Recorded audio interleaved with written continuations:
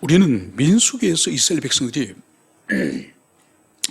광야를 통과해서 바로 가나안 땅으로 들어가지 못하고 40년을 광야에서 그들이 방황을 하면서 그들이 40년이 지난 후에 들어갈 것이라고 하나님께서 모세를 통하여 말씀하셨습니다. 그 이유는 그들이 가데스 바네아에서 12명의 정탐꾼을 올려보내서 그 땅을 탐지하고 그 땅의 형편을 살펴서 돌아와서 보고를 하라 그러지 않았습니까? 그런데 그들의 보고가 믿음이 전혀 없는 보고를 10명이 하게 되었습니다. 여호수아 갈렙 두 사람만이 바로 하나님의 마음을 가지고 또 모세의 마음을 가지고 정탐을 했지만은 10명의 더 많은 다수의 사람들이 바로 우리는 저 땅에 올라가면 우리는 그들의 밥입니다. 우리는 그들에게 다 망합니다. 지금이라도 늦지 않으니 지금이라도 우리는 방향을 들어서 다시 이집트로 돌아갑시다. 이런 불신앙의 말을 하나님이 들으시고 그래 너희들의 입으로 한 말 그대로 내가 시행해 주리라. 그래서 너희들이 하루를 내가 1년으로 계산해서 너희들이 40일 동안 정탐을 했지 40년 동안 너희들은 이 광야에서 모든 사람이 다 죽기까지 너희들은 아무도 성인들은 가나안 땅에 들어갈 수 없어. 그래서 이 40년의 이 광야의 시간의 첫 번째 의미는 형벌의 시간이요. 40년 징역살이. 이 광야 감옥원에서 징역을 사는 것이 첫 번째 의미고 두 번째는 뭐냐? 이제 그들은 죽지만은 그들은 형벌 받아서 죽지만 그들의 자손들이 태어날 거지 않습니까? 이 자손들은 부모와 달리 가나안 땅에 들어가기 합당한 사람으로서 훈련과 연단을 시키는 거예요. 그래서 그들의 부모들 내면 속에 그리고 그들의 자녀들 내면 속에 이 이집트가 들어있는 이집트. 이집트의 이 노예근성, 이집트의 이 세상적인 이 인본주의적인 이 생각들 이런 것들을 40년 동안 빼내는 거예요. 그래서 하나님이 이스라엘 백성들을 이집트에서 홍해를 건너서 광야로 오게 하는 이집트를 빠져나오는 데는 하루면 됩니다. 하루면. 그런데 그 속에 찌들어 있는 이집트를 빼내는 데는 40년이 걸려요. 여러분 우리도 마찬가지예요. 우리가 인생에 어릴 때부터 신앙생활을 하는 사람도 있지만은 중년의 신앙생활을 하는 사람들 속에는 그 사람 속에 세상이 가득한 거예요. 세상에서 직장생활을 하면서 세상에 학교 다니면서 이런 모양 저런 모양의 세상의 모습들이 우리 속에 가득한 거예요. 그래서 신앙생활은 거룩한 것으로 우리를 채우는 그런 시간이기도 하지만 우리 속에 있는 세상을 빼내는 시간이 되는 거죠. 여러분 그래서 이 40년은 이스라엘 백성들에게는 형벌의 시간이요 또 훈련과 연단과 이 순종의 준비의 시간이에요. 여러분 그러나 하나님께서는 또 다른 준비를 하세요. 또 다른 준비가 뭔가 이스라엘 밖에 있는 이 외적 환경에 대한 준비예요. 왜냐하면 지금 오늘 본문이 이스라엘 백성들이 가나안 땅으로 딱 들어가지 않습니까? 이 시기가 있기 전 이 40년의 시기는 하나님이 이스라엘 백성들을 그 땅에 딱 심을 때에 뿌리 깊게 내릴 수 있는 이 외적 환경을 준비하시는 시간이에요. 여러분 이스라엘 백성들이 가나안 땅에 딱 들어가면 그 주변에 강대한 나라들이 대표적으로 세 나라 정도가 있습니다. 첫 번째 이집트예요. 이집트는 힘이 강성해지면은 이 팔레스타인까지 이 방백들을 보내가지고 이 관리들을 보내가지고 다스리는 그런 강력한 세계의 제국이죠, 그죠? 그런데 이스라엘 백성들이 광야에 40년 동안 있는 이 기간 동안에 이집트가 현저하게 약화돼요. 그래서 이 이집트의 이 통치력이 가나안에 미치지 못합니다. 그래서 이집트가 나라가 국력이 급속도로 쇠약해지기 때문에 이스라엘 백성들이 가나안 땅에 들어가서 뿌리를 내릴 수 있는 거예요. 그리고 또 이집트와 함께 강력한 나라가 이 성경에서는 헷이라고 하는 헷민족이라는 히타이트. 이 히타이트는 어느 정도 강성한 거니까 이집트를 정복한 나라예요. 이집트를 정복해가지고 상당한 기간 동안 이집트를 다스린 민족이에요. 이집트를 다스렸던 이때가 누군가 하니까 이 요셉이 총리로 있는 기간이에요. 여러분, 이집트는 원래 절대로 외부의 세력들에게 나라 관직을, 높은 관직을 주지 않아요. 이 히타이트가 이집트를 정복해 있을 때 이 히타이트는 이 이스라엘 민족과 같은 셈족이거든요. 같은 셈족이니까 이 셈족 요셉에게 총리직을 주는 거예요. 그런데 이 히타이는 인류 역사상 최초의 이 철기 문명, 이 철기 무기를 가진 강력한 민족이에요. 그러니까 이집트도 무릎을 꿇는 거죠. 그런데 이들이 역사 속에서 순식간에 망해버려, 사라져버립니다. 히타이트가, 그 강력한 히타이트가. 그리고 또 하나는 이 가나안 땅 북쪽에 아수르 제국이 있습니다. 이 아수르가 아주 강했는데 이스라엘 백성들이 40년이 지나고 이 가나안 땅으로 들어갈 쯤에 이 아수르가 약해집니다. 200년 동안. 그래서 이 거대한 이 세 나라들이 이 40년 동안 이 국력이 쇠약해지기를 하나님이 기다리신 거예요. 그리고 쇠약해지고 나서 이 가나안 땅에 이스라엘 백성을 보내서 거기서 뿌리를 내고 거기서 안정된 가운데서 성장할 수 있도록 주님이 그 준비하신 기간이 40년이에요. 그리고 가나안 땅에 있는, 그 땅에 있는 이 원주민, 오늘 우리가 읽었던 것처럼 7민족이 거기서 살고 있습니다. 여러분, 이 7민족 또한 이스라엘 백성들이 들어가는 그 시기에 7민족끼리 서로 싸우고 서로 전쟁을 해가지고 나라가 매우 쇠약해지는 이런 시간이에요. 그래서 하나님께서 40년을 이스라엘 백성들을 광야에서 형벌도 내리시고 연단을 하셨지만은 이스라엘 백성들 외부에, 가나안 땅 외부에 있는 그 민족들을 주님께서 약화시켜서 이스라엘 백성들이 외침을 받지 않고 이 초기에 상당한 기간 동안에 이스라엘 백성들이 뿌리 내리고 성장할 수 있는 외적 환경을 준비하신 시간이 이 40년이라는 것을, 이것을 여러분들이 이해를 하시길 바랍니다. 이제 우리 본문으로 들어가도록 합시다.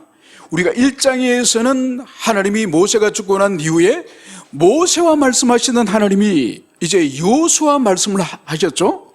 그러면서 주님이 여호수아에게 세 번씩 하신 말씀이 뭔가요? 강하고 담대하라, 강하고 담대하라, 강하고 담대하라. 이 세 번씩 이제 리더십을 물려받은 이 여호수아를 향해서 이 내면이 얼마나 그가 두려움과 염려 속에 있는지를 주님께서 아시고 무엇보다도 너는 강하고 담대하라. 한 번도 가보지 않은 새로운 세상, 새로운 세계를 가는 이 리더십, 이 여호수아에게 다른 것을 하나님이 원하시는 것이 아니라 너는 강하고 담대해야 된다, 이 말씀을 하시는 거죠. 이 말씀을 받고 나서 이제 여호수아는 2장에서 어떻게 합니까? 2명의 정탐꾼, 40년 전에는 12명의 정탐꾼을 모세가 보냈다고 한다면은 40년 후에는 이 여호수아가 2명의 정탐꾼을 이제 요단강 건너 여리고로 보내지 않았습니까? 여리고로 보냈는데 어떤 일이 기다리고 있었습니까? 기생 라합이라고 하는 여인을 만나게 됩니다. 이 여인의 입을 통하여서 당신들의 소식을 우리가 듣고 나서 우리가 간담이 녹았습니다. 여호와 하나님께서 이 땅을 여러분들에게 줄 것을 우리는 믿습니다. 나는 믿습니다. 이 고백을 듣고 이 2명의 정탐꾼이 확신을 가지게 되죠. 하나님은 확실히 이 가나안 땅을, 이 여리고성을 우리에게 주실 거구나. 이제는 의심하지 않고 이 사람들은 확신을 하는 거죠. 그리고 돌아와서 여호수아에게 자초지정을 말하지 않습니까? 그래서 40년 전에는 12명의 정탐꾼이 돌아와서 잘못된 보고를 하는 바람에 민족 전체가 불신앙으로 형벌을 받는 그런 파토가 났다고 한다면은 이 2명의 정탐꾼은 돌아와서 신앙의 고백, 참된 믿음의 고백을 통하여서 이스라엘 백성 전체가 다시 하나님에 대한 확신과 그 땅을 반드시 얻을 거라고 된 그런 신념 속에서 이 사람들이 세워진 거죠. 바로 그 일이 있고 난 이튿날 이제 이 정탐꾼이 돌아와서 보고를 하고 난 그 다음날 있었던 일이 이 3장이요. 그래서 이 3장은 드디어 여호수아와 이스라엘 백성들이 이제 그 땅을 이제 정복할 수 있다는 확신을 가지고 이제 그 땅으로 들어가는 요단강을 건너는 그 과정에 대한 이야기가 이 3장이라는 것을 볼 수 있습니다. 이제 본문으로 들어가면 이제 여호수아가 아침 일찍 일어나서 모든 백성과 함께 머물렀던 시팀을 떠납니다. 시팀을 떠나서 요단 강가로 이제 이동을 합니다. 그래서 요단 강가에 이제 이르러서 이제 3일 후에 관리들이 온 진중을, 온 백성들을 돌아다니면서 이제 관리들이 백성들에게 명령을 하는 거예요. 그 명령 뭐냐? 3절에서 너희는 레위 사람 제사장들이 너희 하나님 여호와의 언약궤를 매는 것을 보거든 너희가 있는 곳을 떠나 그 뒤를 따르라.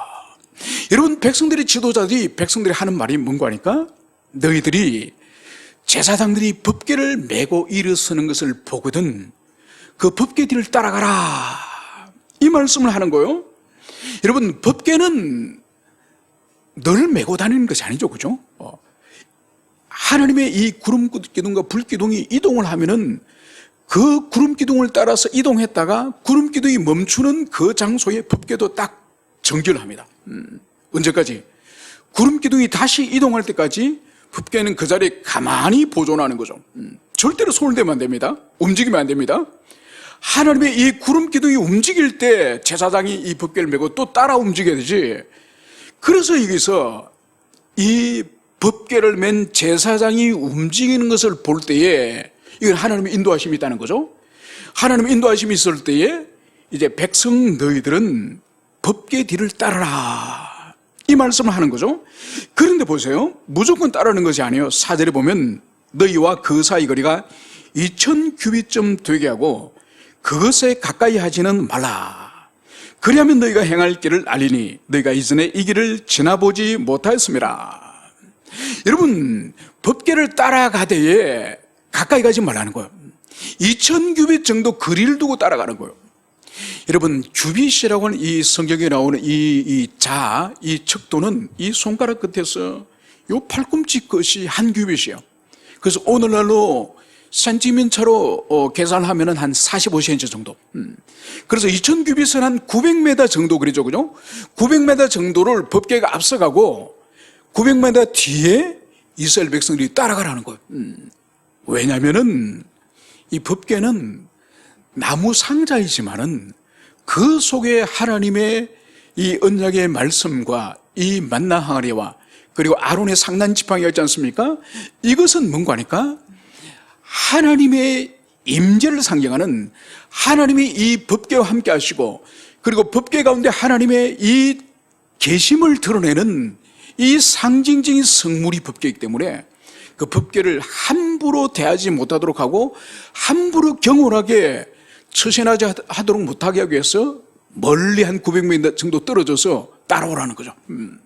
그리고 또 하나는 법궤가 이 백성들 군중 사이에 있으면은 하나님이 어떻게 인도하시는지 안 보이지 않습니까? 그래서 저 900m 멀리 앞서가면은 주님이 저 법궤를 통해서 우리를 인도하시는구나. 그래서 멀리 있는 법궤를 보고 따라갈 수 있죠.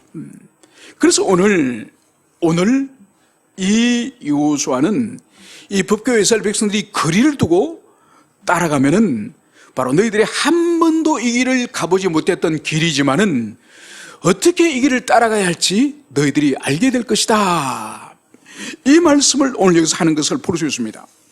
그러면서 오늘 여호수아는 오늘 백성들에게 5절에서 중요한 것을 오늘 요청하는 것을 볼 수 있습니다. 너희는 자신을 성결하게 하라.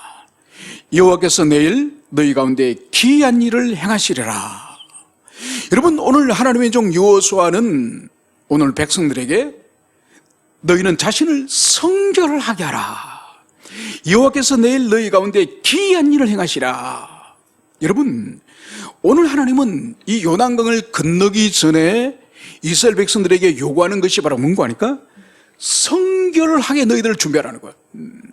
여러분, 성결의 이 문자적인 의미는 이거는 제의적인 예배와 관련된 이 제사와 관련되는 의미에서는 몸을 깨끗이 목욕을 한다든지 아니면 옷을 빨아입는다든지 아니면 부정한 것에 몸을 터치하지 않는다든지 이런 것이 제의적인 의미에서 정결함이에요. 그런데 여기서 말하는 것은 그것보다 더 중요한 이 외적 정결, 외적 성결보다 더 중요한 것이 이 내면, 영혼과 정신과 우리 내면에 있어서의 이 성결을 말하는 거죠. 그래서 이 내면의 성결은 뭐냐? 자신이 지금 하나님 앞에 있다고 하는 이 의식이 본질이에요. 이 의식이 본질이기 때문에 마음이 지금 하나님을 향해 있어야 되는 거예요. 지금 이들이 하나님의 인도함을 받고 이 약속의 땅으로 들어가면서 아무 생각 없는 거예요. 만약 아무 생각 없이 그냥 법궤 따라서 이 쫄래쫄래 이렇게 따라가, 그걸 말하는 것이 아니에요.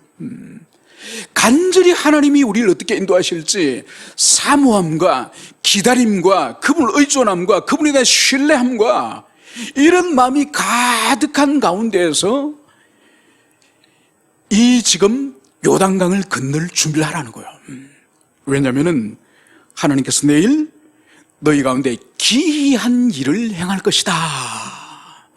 여러분, 이 기이한 일이라는 것은 이것은 놀라운 일, 깜짝 놀라운 일, 그런 뜻이죠. 그리고 이것은 일반적인 자연 현상에서 볼 수 없는 초자연적인 역사를 하나님이 지금 내일 일으킬 거라는 것. 여러분, 이 기이한 일이라고 하는 이 단어가 이 출애굽기나 이 성경 속에 민수기에서 여러 번 사용되었는데, 이게 바로 하나님이 홍해 바다를 쪼개실 때에, 홍해 바다를 쪼개어서 건너게 할 때에, 그리고 그들이 목이 말라서 물을 달라고 할 때 반석을 터뜨려서 그 시내산, 그 높은 산꼭대기에서 이 물이 터져나오지 않습니까? 여러분, 그리고 하늘에서 만나가 새벽마다 쏟아지는 이 일, 여러분, 이것이 다 이 놀라운 일이에요. 이게 기이한 일이에요. 여러분, 오늘날도 기이한 일이죠. 오늘날은 여러분들이 뭐가 제일 기이하다고 생각합니까? 여러분, 오늘날 가장 기이한 것은 영혼이 변화되는 거예요. 사람이 믿음을 가지게 되고 하나님을 향한 참된 중생과 회심을 하게 되는 이 일이 오늘날 가장 귀한 일이죠. 여러분, 이스라엘 백성 보십시오. 하늘에서 새벽에 만나가 내리고 구름 기둥과 불 기둥이 그들을 인도하고 홍해 바다가 갈라지고 요단강이 갈라지는 건데도 그들이 배교하거나 그들이 주님 앞에 순종하지 못하죠. 그런데 오늘날 보십시오. 성령이 보이지 않는 우리 내면 속에 영혼의 역사에서 거듭나게 하고 죄를 회개하여서 자신이 항상 하나님 앞에 있음을 두려워 떨면서 예배할 때 정말 경건한 마음을 가지고 그렇게 하나님을 의식하면서 예배 드리지 않습니까? 이건 더 놀라운 일이죠. 성령이 직접 우리 심령에 역사할 때에 여러분, 하나님이 눈에 보이지 않는 영이시지만은 이 예배 현장은 하나님이 계시는 임재의 현장임을 경험하는 이것이 놀라운 일이죠. 그래서 함께 찬양할 때 그 찬양의 가사와 곡조에 따라서 충만하게 찬양할 수 있고, 함께 회개하며 기도할 때는 모든 우리 죄를 드러내면서 참여할 수 있는 이것은 여러분, 성령의 직접적인 역사로서 이것은 구약의 어떤 기적이나 놀라운 바다를 쪼개고 이 시내산을 뒤흔드는 그런 천둥 번개하고 비교할 수 없는 성령의 역사가 오늘날 우리에게 임하는 거죠. 그래서 우리는 구약의 그 많은 기적을 본 그런 하나님의 백성보다 우리는 더 유리한, 왜냐하면 성령이 우리 속에 오셔서 우리 속에서 계셔서 우리의 선생님이 되시고 우리를 깨우치시고 우리를 죄와 의와 심판에 대해서 항상 말씀하시니 우리가 참다운 신자와 참답지 않은 신자가 반드시 나눠지는 거죠. 그래서 오늘 보십시오. 구약 이스라엘 백성들에게도 하나님의 놀라운 일을 맞이하기 전에 너희 자신을 성결하게 하라. 여러분, 그래서 오늘날도 이 성결함이 없이는 하나님을 만날 수가 없어요. 그래서 신약에서도 거룩함이 없이는 주의 얼굴을 배웁지 못하리라 말씀하지 않습니까? 그리고 성경에서도 반복적으로 내가 거룩하니 너희도 거룩하라. 여러분, 이 거룩의 본질이 오늘 말씀드렸던 것처럼 이 사모함과 내면이 충만하게 하나님을 사모하고 찾는 이 믿음의 본질이 바로 이 거룩함이에요. 성결함이에요. 이것이 준비가 되지 않고는 여러분 10년 100년을 예배드리고 은혜를 받을 수 없습니다. 여러분, 하나님은 실수하시는 분이 아니에요. 여러분, 사람은 잘못을 뭔가를 해가지고 뭔가 선물을 줘야 될 사람에게 못 주고 안 줘도 될 사람에게 선물을 주는 경우는 있지만 하나님은 은혜를 절대로 그렇게 주지 않아요. 하나님 우리 중심과 내면과 모든 삶의 양태를 다 아시기 때문에 은혜 받을 만한 사람에게 은혜를 주시고 은혜를 주지 않은 사람에게 은혜를 주지 않는 거예요. 여러분, 그래 은혜를 못 받는 사람은 반드시 제일 먼저 해야 될 거 회개예요. 하나님, 왜 나는 은혜 받지 못합니까? 왜 나는 회심하지 못합니까? 왜 나는 근만하지 못합니까? 여러분, 그 심령에 바로 성결함이 준비되지 않기 때문에, 성결함이 없기 때문에 1년이 지나고 2년이 지나고 10년이 지나도 영혼의 변화가 없는 거예요. 여러분, 영혼의 변화가 없고 삶의 변화가 없는 거예요. 여러분, 이것은 애통하게 여기고 주님 앞에 정말로 참여하는 마음을 가지지 않고는 그 수준의 신앙을 절대로 뛰어넘지 못합니다. 여러분, 세월 지난다고 되는 줄 아니에요. 기독교 신앙은 예배 출석한 지 한 달 되더라도 진실하게 변화되는 사람이 있는가 하면은 50년을 신앙생활을 하더라도 50년 전과 똑같은 사람이 있습니다. 여러분, 이것을 가슴에 새기길 축원합니다.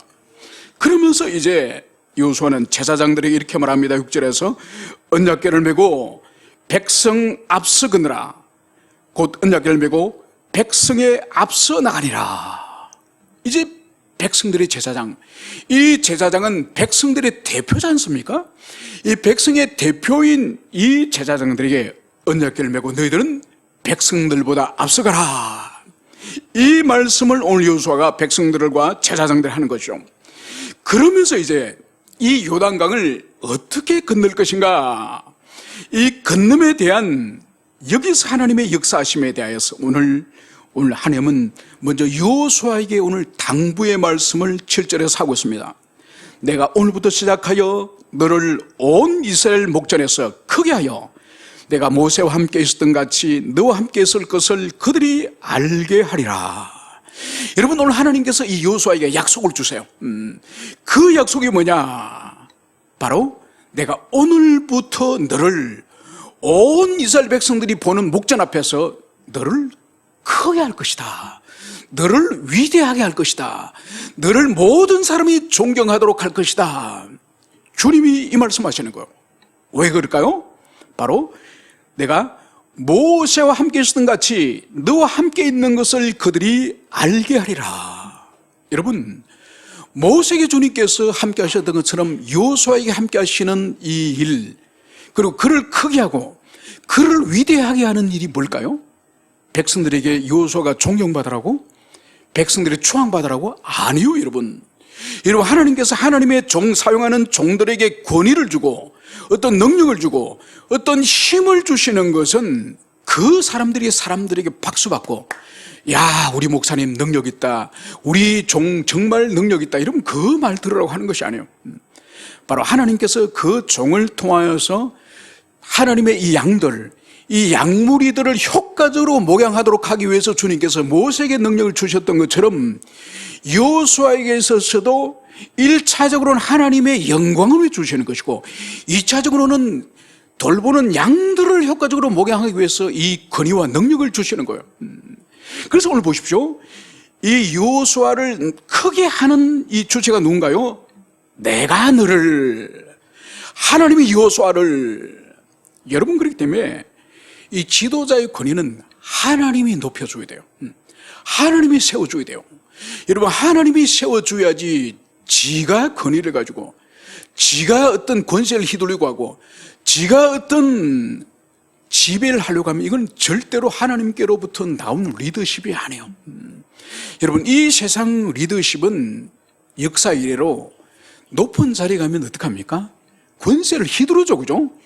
휘두르고 자기 자리를 막 주장하고 다른 사람을 마음대로 부리는 것이 이 세상의 권세예요. 그런데 우리 기독교 신앙 안에서의 이 리더십, 이 지도자의 리더십은 서번트 리더십이에요. 뭔가 종의 리더십이에요. 종의 리더십. 그래서 예수님이 말씀하지 않습니까? 복음서 예수님이 몇 번씩 반복하셨습니다. 어뜸이 되고자 하는 자는 모든 사람을 섬기는 종이 되어야 할 것이다. 제일 되고자 하는 자는 모든 사람을 섬겨야 할 것이다. 여러분, 이것이 기독교 신앙 안에서 리더십과 세상의 리더십과의 차이요. 그래서 우리 예수님은 하늘에 하나님이시지만은 창조주시지만은 이 땅에 오셔서 어떻게 하셨습니까? 제자들의 발을 씻기셨죠. 마지막에는 어떻게 하셨습니까? 모든 인류와 죄인들을 위해서 자기 생명을 죽이시며 자기 생명을 버리시면서 우리 같은 하찮은 인간의 구원을 위해서 자기를 던져주셨지 않습니까? 여러분, 그래서 이 세상에 가장 낮고 낮은 한 사람의 인간이자 한 사람의 하나님이 바로 예수님이에요. 그래서 오늘 하나님이 친히 이 여호수아를 높이시겠다, 이 말씀을 하시는 것을 여기서 볼 수 있습니다. 그래서 하나님이 모세와 함께 하셨던 것처럼 이제는 여호수아와 하나님 함께 계신다는 것을 이 높임을 통해서 드러내시겠다는 것을 여기서 볼 수 있습니다. 그러면 어떤 방식으로 하나님이 높이시느냐? 오늘 여호수아에게 하나님은 계속적으로 이렇게 말씀하십니다. 너는 언약궤를 맨 제사장들에게 명령하여 이르기를 너희가 요단 물가에 이르거든 요단에 들어서라. 여러분, 하나님이 여호수아에게 말하는 거예요. 이제 제사장들에게, 이 법궤를 맨 제사장들에게 요단 강가에 이르면은 요단 강물 속으로 풍덩 들어가라. 물 속으로 들어가라. 이 말씀을 하는 것을 여기서 볼 수 있습니다. 여러분, 오늘 주님께서는 이 요단 강물을 가르실 거지 않습니까? 그래서 그 갈라진 요단강 사이로 이스라엘 백성들이 건너가게 할 거예요. 여러분, 이것은 40년 전에 하나님이 모세에게 권세와 능력을 주실 때와 매우 유사합니다. 여러분, 이스라엘 백성들이 물론 이집트에 있을 때도 모세에게 많이 거역하고 불평을 했습니다. 그런데 모세가 지팡이로 홍해를 딱 가를 때에 홍해가 갈라지고 그 바다 한가운데 이스라엘 백성들이 통과하지 않습니까? 통과하고 나서는 이스라엘 백성들이 이 모세를 하나님의 종으로 인정해요. 여러분, 그것처럼 지금 하나님이 이 여호수아를 하나님의 종으로 백성들이 모두 인정하도록 하는 방식이 바로 뭔가 하니까 모세가 홍해바다를 갈랐던 것처럼 이 여호수아를 통해서 요단강이 갈라지게 하고 이 갈라진 요단강 사이로 이스라엘 백성들을 통과하게 함으로 모세가 하나님의 종인 것처럼 여호수아도 하나님의 종이구나, 이거를 인정하게 하는 것이 바로 하나님이 여호수아를 높이는 거예요. 바로 이 표적의 사건, 이 기적의 사건을 통해서 주님께서 이 여호수아를 높이겠다고 지금 말씀하시는 거예요. 여러분, 그런데 놀랍지 않습니까? 40년 전에는 하나님이 모세를 통해서 먼저 바다를 쪼개시고 그리고 강풍을 보내가지고 이 바다의 이 밑바닥, 이 갯벌 밑바닥을 바람으로 말리셔가지고 마른 땅을 건너갔다고 성경에 말씀하고 있습니다. 그런데 오늘 여기서 볼 때는 이 여호수아에게 언약궤를 맨 이 제사장들이 먼저 흘러가는 강물 속으로 들어가라는 거예요. 40년 전에는 하나님이 먼저 바다를 쪼개시고 그 쪼개진 바다로 이스라엘 백성들이 들어가게 했다고 한다면 40년 후에는 흐르는 이 강물 속으로 먼저 이스라엘 백성들이 들어가라는 거예요. 들어가면은 하나님을 신뢰하고 믿고 의지하고 들어가면은 그 후에 이 강물이 쪼개질 거라는 거예요. 여러분, 여기서 볼 수 있는 것이 뭔가요? 하나님은 동일한 이스라엘 백성 민족이지만은 매우 그들에게 인격적으로 그들의 신앙의 이 성장과 성숙에 맞게끔 하나님께서 이들을 다루신다는 것을 볼 수 있죠. 그래서 400년간 이집트에서 살았던 그들이 하나님에 대한 어떤 지식도 없고 그들이 보았던 기적과 그 표적 외에는 없던 그들 향해서 주님께서는 바다로 들어가라 말씀하지 않으십니다. 그러면 아무도 안 들어가겠죠. 그래서 주님은 모세를 통하여 바다를 쪼개서 길을 만들고 난 이후에 그 바닷길을 가라. 주님이 그렇게 하셨다고 한다면은 40년 동안 광야에서 많은 연단과 훈련을 그들이 받았고 또 하나님의 말씀을 그들이 받았고 얼마나 많은 하나님의 이 놀라운 기적들을 40년 동안 경험했습니까?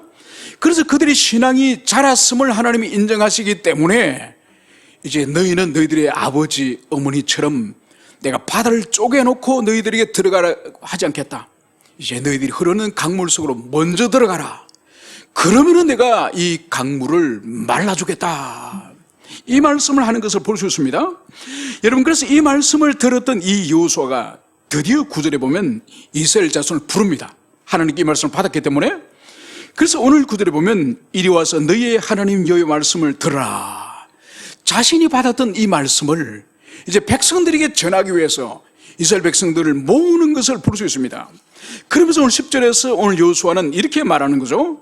살아계신 하나님이 너희 가운데 계셔서 가나안 족속과 헷 족속과 히위 족속과 히브리 족속과 기르가스 족속과 아모리 족속과 여부수 족속을 너희 앞에서 반드시 쫓아냈을 줄을 이것으로 너희가 알리라.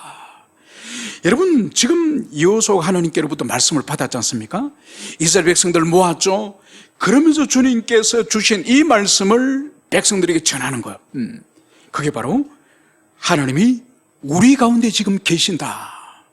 우리 가운데 계신 것이 바로 증거를 주님 보여주시니 그것이 바로 지금 우리가 들어가야 될 이 가나안 땅에 7 민족이 있다. 이 7 민족을 반드시 쫓아내실 증거가 바로 이것을 통하여서, 이 사건을 통해서 반드시 이 민족을 쫓아내고 이 땅을 우리에게 주실 거라는 증거가 바로 이 사건이다. 그러면서 이 사건을 13절에서는 오늘 여호수아는 이렇게 백성들에게 말하고 있습니다. 온 땅에 주 여호와의 궤를 맨 제사장들의 발바닥이 요단물을 밟고 멈추면 요단물 곧 위에서부터 흘러내리는 물이 끊어지고 한 곳에 쌓여 서리라. 여러분, 이 땅과 이 민족을 반드시 몰아내고 이 땅을 차지하게 될 것이라는 이 분명한 증거가 다른 것이 아니라 바로 온 땅의 주, 바로 한 민족에 불과한 이스라엘 백성들만의 주님이 아니라 이집트에서도 하나님이셨고 광야에서도 하나님이셨고 그분은 온 세상의 주인이신 요 하나님, 그분이 언약궤를 제사장이 딱 메고, 그리고 언약궤를 맨 제사장이 발바닥에 흐르는 요단 강물을 딱 밟고 멈췄으면 바로 흘러내린 이 강물이 끊어지고 물이 쌓일 것이다. 이 말씀을 오늘 여기서 여호수아가 말한 것. 여러분, 놀라운 일이 아닙니까? 그죠? 40년 전에도 이스라엘 백성들이 이제 홍해를 건널 때에 출애굽기 보면은 물이 벽처럼 쌓였다 그러거든요. 그 홍해 바다가 쭉 갈라지면서 그 갈라진 틈에 있는 이 물들이 벽처럼 쌓였다 그래요. 하나님이 이 물을 벽처럼 쌓은 거예요. 그처럼 여기서 동일한 게 이 요단 강물이 한 곳에서 쌓여서리라. 여러분, 동일한 역사가 40년 전에 홍해에서 일어났다고 한다면은 40년 후에 지금 요단강에서 물을 하나님이 쌓으시는, 흐름을 끊어주고 쌓으시는 일이 일어날 것을, 이것을 지금 여호수아가 지금 예고를 하는 거예요. 여러분, 그러면서 이제 오늘 14절에 보면 백성이 요단을 거느리고 자기들의 장막을 떠날 때에 제사장들은 언약궤를 메고 백성 앞에 나가니라. 여러분, 여기서 우리가 볼 수 있는 것이 뭔가요? 여러분, 40년 전에 이스라엘 백성들이 홍해 앞에 섰을 때는 여러분, 뒤에서 이집트 전차들이 쫓아오고 앞에는 홍해 바다에 설 때에 이스라엘 백성들이 모세를 얼마나 원망했습니까? 하나님을 얼마나 원망했습니까? 차라리 우리를 이집트에 그냥 두지 왜 우리를 끌어내가지고 이 홍해 바다에 죽이려고, 어디 공동묘지가 없어서 우리를 죽이려고 얼마나 독한 말로 하나님과 모세를 원망했습니까? 그럼 오늘 보십시오. 법궤를 맨 제사장이 제일 먼저 앞장서서 강물에 발을 담그라. 그러면 요단 강물이 딱 끊어지고 물이 쌓일 것이다. 여러분, 이것이 합리적인 말이에요? 이게 말이 되는 말이에요? 여러분, 그런데도 아무도 이를 제기하지 않습니다. 여호수아님, 그게 말이 된다고 생각하십니까? 이 강물이 끊어진다고요? 강물이 쌓인다고요? 여러분, 아무도 이를 제기하지 않아요. 여기서 볼 수 있는 것이 바로 뭔가 하니까 믿음이 결국은 잘한 거예요. 여러분, 하나님 하신 일이 결국 옳은 일이요. 40년 동안 징계를 받고 그들이 광야에서 결핍과 광야에서 어려움과 광야에서 모든 어려움을 겪었지만은 궁극적으로 이제는 하나님 앞에 질문하지 않고 불평하지 않고 신뢰하고 순종하고 따르는 그런 사람으로 변화되었음을 여기서 볼 수 있는 거예요. 여러분, 그래서 우리 인생에 하나님이 허락하시는 고난과 환란이 있지 않습니까? 육체의 큰 질병을 만나기도 하고 자식들이 우리 속을 뒤집어 놓기도 하고 부부관계에 그런 갈등이 있기도 하고 아니면 사비 부도가 나기도 하고 이런 저런 모양의 환란이 우리 인생에 얼마나 수시로 자주 있습니까? 여러분, 모든 것을 통과하면은 그때는 그 고통 때문에 정말 떼굴떼굴 구를 정도로 고통스럽고 그것이 싫었지만은 여러분, 그것을 잘 통과하면은 40년이 지난 이스라엘 백성 보십시오. 모세에게 그렇게 독한 말로 저주를 퍼붓고 원망하던 이 입이 그들의 자손들에게는, 자녀들에게는 더 이상 발견되지 않는 거예요. 이제는 그들이 이해할 수는 없지만은 여호수아를 통해서 하나님이 우리 민족을 이끌고 있다는 이 신념, 이 믿음, 굳센 믿음이 있기 때문에 이들이 잠잠히 법궤를 맨 제사장들이 앞장서고 그 뒤 이스라엘 백성들이 오늘 조용히 뒤따르는 이 모습을 여기서 볼 수 있습니다. 여러분, 그래서 우리 모두에게 현재적으로 임하는 모든 결핍과 고난과 환난은 협력하여 하나님의 선을 이룬다고 하는 이것을 여러분들이 굳세게 믿고, 여러분들이 시험과 침체와 낙심 속에 떨어지는 것은 이건 불신앙이요. 그래서 어떤 환난과 고난과 결핍이 우리 앞에 있다 할지라도 버텨내는 거. 이 버텨내는 이것이 믿음의 본질이요. 그래서 의인이 믿음으로 말미암아 살리라고 하는 하박국의 말씀이 로마서에서 바울이 로마서 1장 17절에 그대로 인용하지 않습니까? 그래서 이 믿음으로 산다는 이 원래의 뜻이 바로 뭔가 에무나라고, 에무나. 이 에무나가 뭔가 하니까 모세가 이제 아말렉과 전쟁할 때 이 손을 들고 기도할 때, 기도하면은 전쟁 이기지만은 이 팔이 아파서 손을 이르면 져지 않습니까? 그때 이 모세의 두 팔을 옆에 있는 아론과 훌, 이 두 사람이 한 팔을 붙들고 버티고 있습니다. 이 붙들고 버티다 여기로부터 믿음이 나오는 거예요. 그래서 믿음은 다른 것이 아니에요. 뭔가 큰 것을 봐가지고 속에 뭔가 큰 어떤 것이 있어서 감당하는 것이 믿음이 아니에요.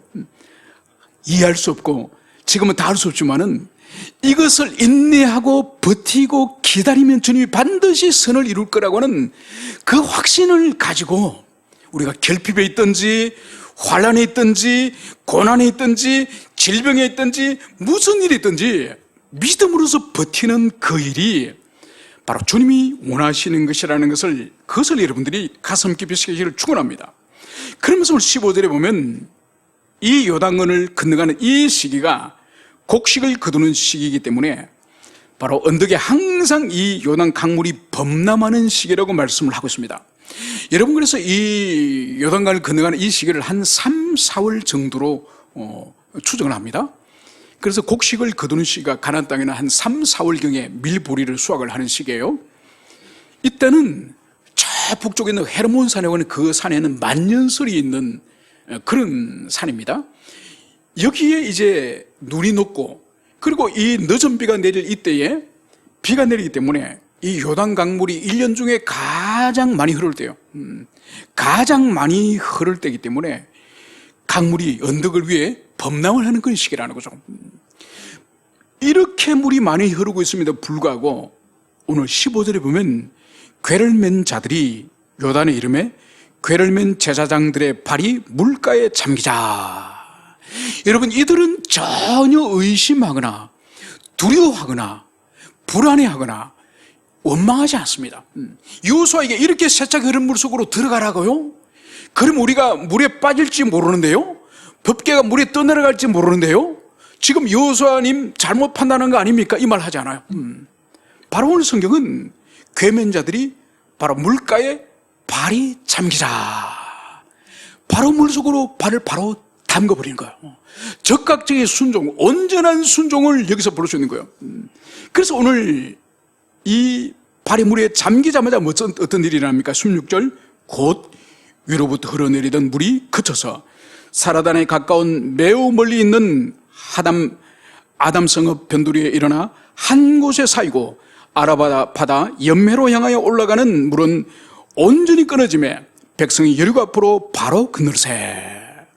여러분, 오늘 성경에서 보면은 흘러내리던 물이 그쳐서, 그리고 그 물이 한 곳에 쌓이고, 그리고 염해 사해로 향해 가는 물은 온전히 끊어지매. 여러분, 발을 담그자마자 이런 일이, 놀라운 일이 일어나는 거예요. 마치 이 모세의 지팡이가 홍해 바다에 닿는 순간 바닷물이 쫙 갈라지듯이 제사장의 이 발이 이 요단강에 딱 담그자마자 놀라운 일이 일어나는 거죠. 그래서 40년 전에 홍해가 갈라지듯이 요단강이 갈라짐을 통해서 하나님이 여호수아에게 권위를 주시고, 그리고 이 땅을 반드시 정복을 하고 일곱 민족을 반드시 쫓아낼 거라고 하는 그 표징이 바로 이 강물이 갈라지는 거예요. 그래서 기이하고 놀라운 일이 일어날 거라는 이 주님의 말씀이 오늘 그대로 성취되는 거예요. 그래서 오늘 백성들이 오늘 이 여리고 앞으로 바로 이 강을 건넜음을 오늘 기록을 하고 있습니다. 그리고 마지막 절을 이 17절에서는 이렇게 말씀하고 있습니다. 여호와의 언약궤를 맨 제사장들은 요단강 가운데 마른 땅에 굳게 섰고 그 모든 백성이 요단을 건너기를 마칠 때까지 모든 이스라엘은 그 마른 땅에 건너갔더라. 여러분, 그 당시에 이스라엘 백성들이 최소한 200만 정도는 된다고 생각하지 않습니까? 그러니까 장정들, 전쟁에 나갈 수 있는 장정들만 60만이기 때문에 한 200만은 최소한 된다고 보는 거죠. 그 사람들이 요단을 건너는 거예요. 여러분, 그러면은 이 요단강 폭이 그 당시도 그렇게 넓지 않았습니다. 한 40m 정도? 50m 정도? 그러면은 시간이 사람들이 추정할 때는 최소한 한 서너 시간, 한 반나절 이상 그랬다고 보는 거죠. 그래서 그 사람들이 모두 요단강을 다 건널 때까지 오늘 제사장들 어떻게 했습니까? 그 언약궤에 법궤를 메고 그 강 한가운데서 가만히 이 사람이 떠나지 않고 있었던 거예요. 그래서 모든 이스라엘이 그 마른 땅으로 건너갔더라. 여러분, 드디어 광야를 이제는 통과해서 약속의 땅, 가나안 땅으로 들어간 사건이 바로 오늘 이 사건이에요. 이 본문이에요. 여러분, 그래서 이 홍해를 건넜던 것처럼 요단강을 건너므로 말미암아서 이스라엘 백성들이 홍해를 건너므로 애굽의 노예의 삶을 끝내고 자유인이 되었다고 한다면은 이제 요단강을 건너므로 말미암아서 광야의 방랑의 삶을 끝내고 이제는 정복과 이제는 안식의 시간 속으로 이들이 들어감을 이것을 여기서 볼 수 있습니다. 그래서 이들은 새로운 시대, 새로운 세상을 그들이 맞이하는 거예요.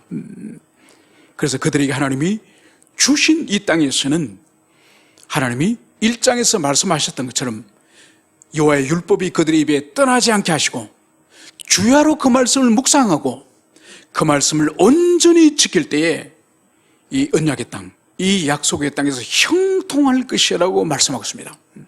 여러분, 2025년 올 한 해도 마찬가지입니다.